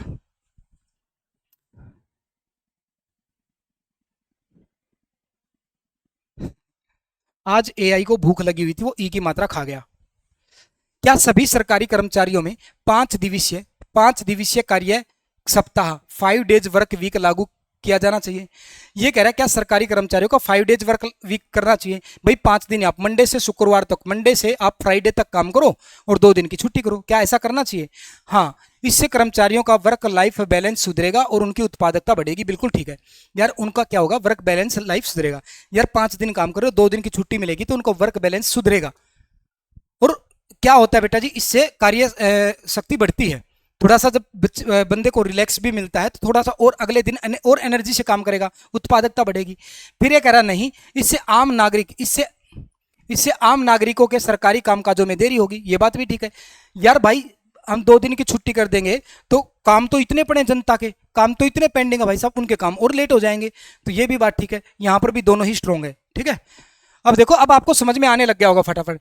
क्या ये क्या है, देशी के सभी राज्यों में, हाँ ये कह रहा है क्या देश, देखिए यार फालतू, या पता नहीं कहाँ की ई की मात्रा यहां पर चिपका दी, ये पता नहीं कहाँ की ई की मात्रा होगी, यहां पर चिपका दी। क्या देश के सभी राज्यों में शराब की बिक्री पर, देखो यहां की ई की मात्रा उठाकर यहां पर चिपका दी, पर पूर्ण प्रतिबंध लगा दिया जाना चाहिए। ये कह रहा है क्या देश के सभी राज्यों में शराब की बिक्री पर पूर्ण प्रतिबंध लगा देना चाहिए। ये कह रहा है हाँ, यह घरेलू हिंसा आएगा बेटा यहां पर, यह घरेलू हिंसा अपराधों और और स्वास्थ्य संबंधी बीमारियों को कम करेगा। भाई अगर हम अल्कोहल पर प्रतिबंध लगा देंगे तो इससे क्या होगा, घरेलू हिंसा, अपराधों और स्वास्थ्य संबंधी बीमारियों को कम करेगा। बिल्कुल सही बात है, क्योंकि शराब की वजह से घरेलू हिंसा बढ़ती है। एक पौवा मार का होगा, आंधे बहू ने पीट देगा, आंधे ने कहा खाना बढ़िया को नहीं बना रखा तुमने, खाना बोलेगा उस टाइम, है ना। तो समझ रहे हो बात को, इससे घरेलू हिंसाएं बढ़ रही हैं। फिर बोलेगा अपराधों, भाई आपको पता नशे में ज्यादा अपराध होते हैं। स्वास्थ्य संबंधी बीमारियों को कम करेगा, स्वास्थ्य संबंधी बीमारियां भी होती हैं, फेफड़े खराब होते हैं, कैंसर होता है बेटा शराब से। तो ये लॉजिक बिल्कुल सही है। फिर ये कह रहा नहीं, इससे अवैध शराब का कारोबार बढ़ेगा और राज्य सरकारों को राजस्व की भारी नुकसान होगा। भाई लॉजिक ये भी सही है। भाई आप हरियाणा सरकार की ही देखो, हरियाणा सरकार की ही देखो, आप गूगल कर रहा, सबसे ज्यादा जो राजस्व मिलता है हरियाणा सरकार को कहां से मिलता है, शराब से मिलता है। भाई शराब से बहुत ज्यादा जो टैक्स जो है वो शराब सरकार के पास जाता है, और सरकार के पास टैक्स जाना जरूरी है। अगर हम शराब की बंदी कर देंगे, शराब बिल्कुल बंद कर देंगे, तो फिर इससे अवैध शराब मिलना, अवैध शराब की बिक्री होना शुरू हो जाएगी। जैसे बिहार में आपने पीछे देखा होगा बेटा, शराब पर पाबंदी लगा रखी थी। बिहार में पूर्ण रूप से शराब पर पाबंदी लगा रखी थी। तो क्या बिहारी शराब नहीं पीते थे, उसके बाद भी पीते थे। वो क्या करते थे, नीचे नीचे, ओए थोड़ा शटर ठाइए, थोड़ा शटर ठा गए पूरे नु कोडे हो रंग पकड़ा दे, और वो उसको 100 रुपये फालतू ले लेगा। तो अवैध रूप से शराब बिक्री स्टार्ट हो जाएगी। तो बेटा लॉजिक इसका भी सही है।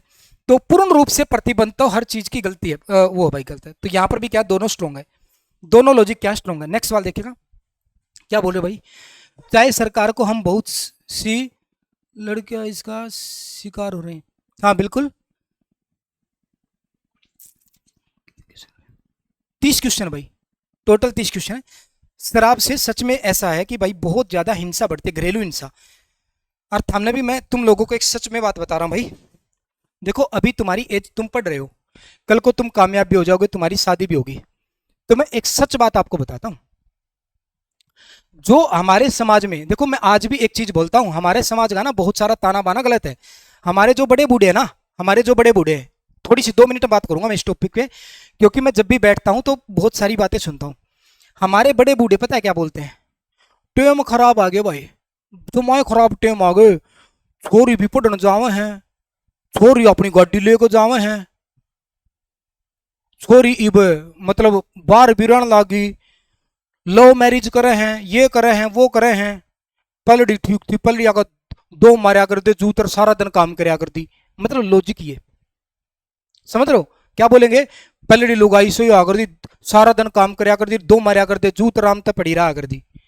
क्यों भाई, आपको खुद को बताता हूं मैं, आप ये चीजें सोचना, आपकी बहन है, आप चाहोगे आपकी बहन को कोई पीटे और वो सारा दिन घर पे पड़ी रहे, खुद के लिए कुछ ना कर पाए, खुद की उसका कोई भी फ्रीडम ना हो उसके लिए। क्यों लड़कियां पढ़ नहीं सकती, लड़कियां पढ़ नहीं सकती, समझ पा रहे बात को।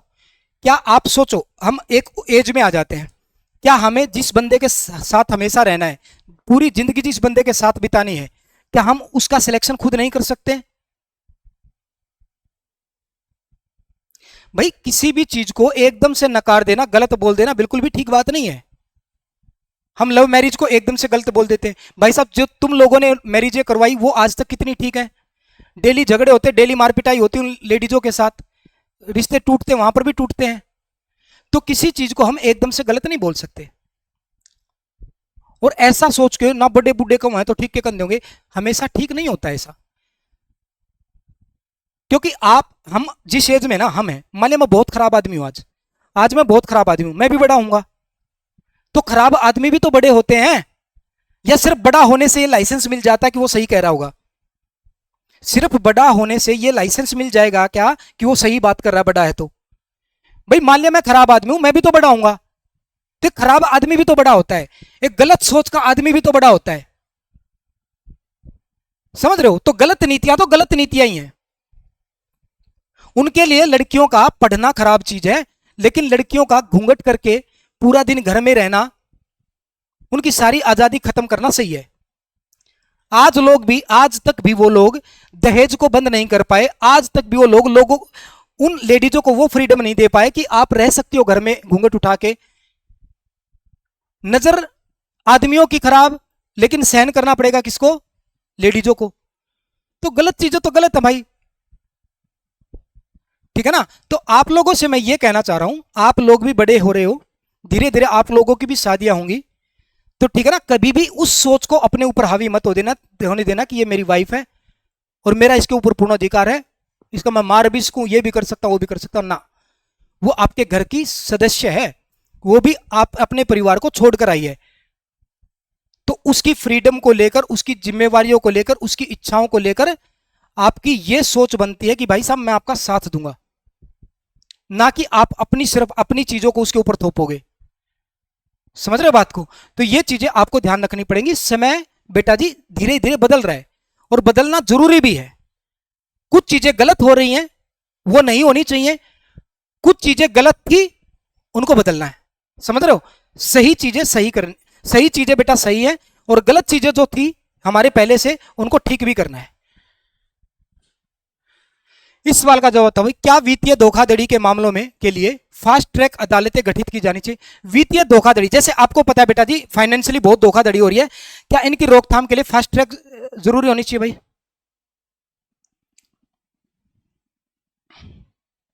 राइट सर, आपकी बात में पॉइंट है, सभी का एक समान अधिकार है सर। आजकल जो भी लड़के ड्रिंक करते हैं और उनके पेरेंट्स शादी भी कर लेते हैं, यही तो बात है।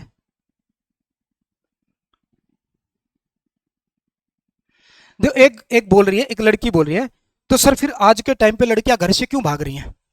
लड़की अकेली भाग रही है, उसको लेकर भी तो लड़का ही भागता है, लड़का भी तो साथ में जा रहा है, तो लड़कों पे क्यों नहीं सवाल उठता कि लड़के क्यों भाग रहे हैं? यार हर चीज को लड़कियों पे ही क्यों थोपोगे? लड़की अकेली भाग रही है क्या? लड़का भी तो साथ में भाग रहा है, लेकिन जिक्र किसका होगा? सिर्फ लड़की का। लड़का घर से भाग रहा है तो घर वालों की इज्जत पे कोई खतरा नहीं है, पर लड़की घर से भाग रही तो घर वालों की इज्जत पे खतरा क्यों भाई? ये सारी इज्जत का जो दारोमदार है, ये सिर्फ लड़कियों के ऊपर ही थोपोगे क्या भाई?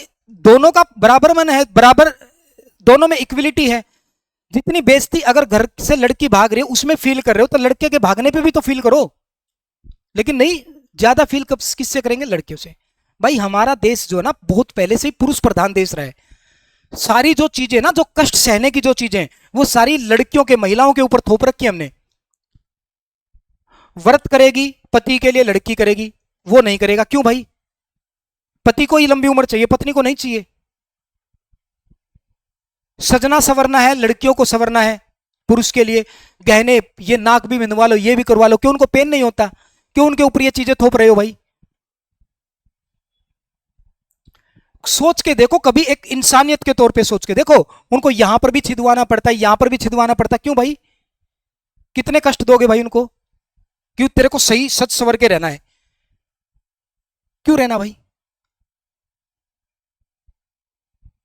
सोचो इन चीजों को भाई। हमने बहुत सारी चीजें ऐसी थोप दी, आदमी मर जाएगा तो लेडीज को उसके साथ जलना पड़ता था, ये सारी चीजें गलत थी कि नहीं थी? लड़का और लड़की की शादी हो रही, दहेज लड़की को देना पड़ रहा है, क्यों देना पड़ रहा भाई?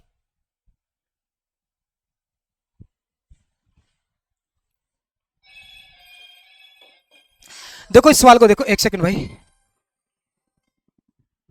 इस सवाल का फटाफट जवाब बताओ। क्या वित्तीय धोखाधड़ी के मामलों के लिए, हेलो हेलो, बताओ भाई एक बार, क्या वित्तीय धोखाधड़ी के मामलों के लिए फास्ट ट्रैक अदालतें गठित की जानी चाहिए? ये कह रहा है हाँ, इससे आर्थिक अपराधों को त्वरित सजा मिलेगी और निवेशकों का व्यवसाय विश्वास बहाल होगा। बिल्कुल ठीक है, इससे आर्थिक अपराधों को त्वरित सजा मिलेगी, अपराधियों को त्वरित सजा मिलेगी। बेटा फास्ट ट्रैक होंगी तो जल्दी जल्दी अपराधियों को सजा मिलेगी, और इससे क्या होगा? निवेशकों का विश्वास बढ़ेगा। ये कह रहा नहीं, इससे सामान्य आपराधिक मामलों की सुनवाई धीमी हो जाएगी। भाई क्यों? इससे क्या मतलब? फास्ट ट्रैक होगी भाई, अगर वित्तीय धोखाधड़ी के मामले में फास्ट ट्रैक अदालत करें तो इसका मतलब ये थोड़ा है कि और दूसरे केसों में सुनवाई धीमी हो जाएगी। तो ये लॉजिक बिल्कुल भी ठीक नहीं, इसका आएगा ओनली फर्स्ट, इसका आएगा ओनली फर्स्ट। ठीक है भाई,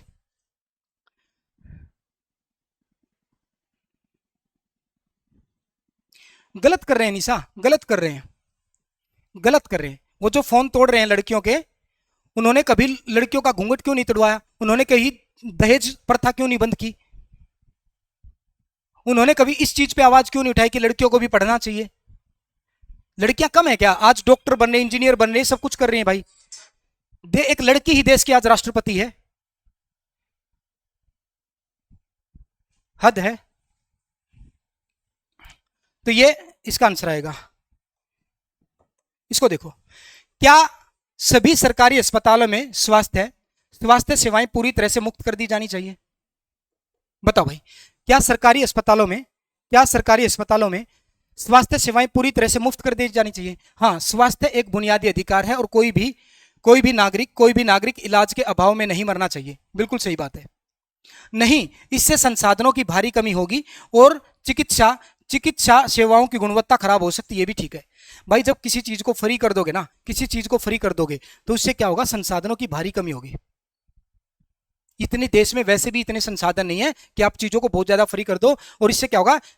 चिकित्सा सेवाओं की गुणवत्ता खराब हो जाएगी। भाई जो चीज फ्री में मिलेगी उसकी क्वालिटी भी घटेगी, आप लोगों को पता है। तो ये भी लॉजिक बिल्कुल सही है। तो दोनों लॉजिक सही है, यहाँ पर फर्स्ट और सेकंड सही है। ये क्या बेटा, क्या should entry of heavy vehicles, क्या इस समय के दौरान व्यस्त है? क्या व्यस्त समय के दौरान शहरों की सीमाओं में भारी वाहनों के प्रवेश पर प्रतिबंध होना चाहिए? देखो, should entry of heavy vehicles into city limits be restricted during peak hours. जो व्यस्त आवर्स होते हैं, जैसे सुबह और शाम। सुबह आप देखोगे ना 8-9 बजे के आसपास बहुत ज्यादा ट्रैफिक होता है क्योंकि लोग ऑफिसों में जाते हैं। शाम को 5-6 बजे के आसपास, 7-8 बजे के आसपास बहुत ज्यादा ट्रैफिक होता है। ये पीक आवर्स होते हैं क्योंकि उस टाइम लोग घरों पे आते हैं ड्यूटी करके। तो ये कह रहा है जो व्यस्त आवर्स होते, पीक आवर्स होते, उनके दौरान शहरों की सीमाओं में बाहरी वाहनों का प्रवेश प्रतिबंध कर देना चाहिए। जो बड़े बड़े ट्रक ठेले आते हैं इन पर प्रतिबंध लगाना चाहिए। ये कह रहा हाँ, इससे शहरों में ट्रैफिक जाम और दुर्घटनाओं की संभावना काफी हद तक कम हो जाएगी। बिल्कुल सही बात है। और बहुत सारे शहरों में ऐसा होता भी है। अब क्या कर रही है सरकार बेटा? बड़े वाहनों का शहर के अंदर एंट्री बैन कर रही है। बाहर से ही हाईवे बना रही कि आप बाहर से ही जाओ। ठीक बात है। फिर ये कह रहा है नहीं, इससे आवश्यक वस्तुओं की आपूर्ति श्रृंखला में देरी होगी। बात यह भी सही है बेटा। इससे आवश्यक वस्तुओं की बात कर दी तो एक एसेंशियल चीज होगी हमारे लिए। आपूर्ति श्रृंखला में देरी होगी। भाई अगर मान लिया, देखो अंदर बहुत सारी शहरों के अंदर बहुत सारी ऐसी दुकानें हैं जहां पर बड़े बड़े साधनों से ही तो माल आता है। अगर हम उनको रोक देंगे तो बेटा वहां पर देरी हो जाएगी आपूर्ति, आवश्यक वस्तुओं की आपूर्ति में। तो ये भी लॉजिक सही है, इसका भी आंसर आएगा। दोनों ही ठीक है। ये लास्ट सवाल है, फटाफट बताएं। क्या सार्वजनिक क्षेत्रों के बैंकों का विलय करके केवल कुछ बड़े बैंक बना देने चाहिए? ये कहता हाँ, बड़े बैंकों के पास अधिक वित्तीय पूंजी होगी और वे बड़े वैश्विक कर्ज देने में सक्षम होंगे। सही बात है भाई। जो भी छोटे मोटे बैंक छुपे हुए, ये कह रहा है कि उनको मिलाकर एक बड़े बैंक बना देने चाहिए। ये कह रहा है कि हाँ, बड़े बैंकों के पास अधिक वित्तीय पूंजी होगी, बड़े बैंकों के पास वित्तीय पूंजी ज्यादा होती है और वे बड़े वैश्विक कर्ज देने में सक्षम होंगे। लॉजिक सही है भाई, सीधी सी बात है। बड़े बैंकों में बड़ा कर्जा देने की सामर्थ्य तो होगी। फिर ये कह रहा नहीं, शाखाएं बंद होने से ग्रामीण क्षेत्रों में बैंकिंग नेटवर्क जो है पहुंच बहुत प्रभावित हो सकती है। ये बात भी सही है। अगर आप सिर्फ कुछ छोटे छोटे बैंकों को बंद करके बड़े बड़े बैंक बना दोगे शहरों में, तो बेटा जो ग्रामीण क्षेत्र के लोग हैं उन तक जो है बैंकिंग नेटवर्क प्रभावित होगी। ये बात भी बिल्कुल ठीक है। इसका आंसर क्या आएगा? फर्स्ट और सेकंड दोनों मजबूत है। समझ पा रहे बात? सर आपकी माँ बहुत अच्छी है जो ऐसे बेटे को जन्म दिया जो लड़कियों की बहुत रिस्पेक्ट करते हैं। धन्य है आपकी माँ। Thank you. देखो हमारे ये एक है ना, हर बंदे में होना चाहिए। और ये चीजें मैं एक बात बता देता हूँ, चलो हमारे तो घर से हमारी ये चीजें हमें परवरिश मिली है। अगर हमारे बड़े भी ये चीजें ना सिखा पाए ना, तो हमारे अंदर भी तो कॉमन सेंस है, हमारे खुद के अंदर भी तो कॉमन सेंस है। हमें भी तो चीजों को ऑब्जर्व करना आता है, क्या सही है क्या गलत है, सारी चीजें हमें पता है। तो उसके हिसाब से अपने लॉजिक का काम करना चाहिए। तो ये टॉपिक था बेटा जी। अभी इस टाइप के 2 टॉपिक और बचे हुए हैं, वो भी मैं कराऊंगा। तो मिलते हैं अगली क्लास में। जय हिंद, जय भारत, खुश रहो, मुस्कुराते रहो। Have a nice day.